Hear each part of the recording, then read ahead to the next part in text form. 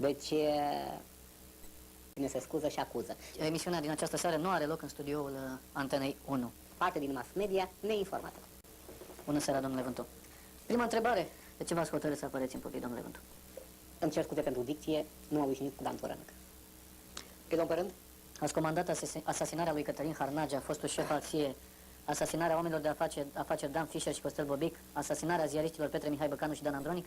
eu sunt om de afaceri. Un tip cu foarte multe calități, absolut incredibile și cu multe defecte. Simbolul corupției societății românești.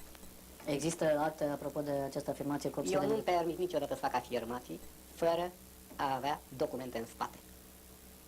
Haideți să clarificăm un lucru. Se denumește trafic de influență. Că am plătit oameni politici ca să-mi facă intervenții pe cine știe ce domenii.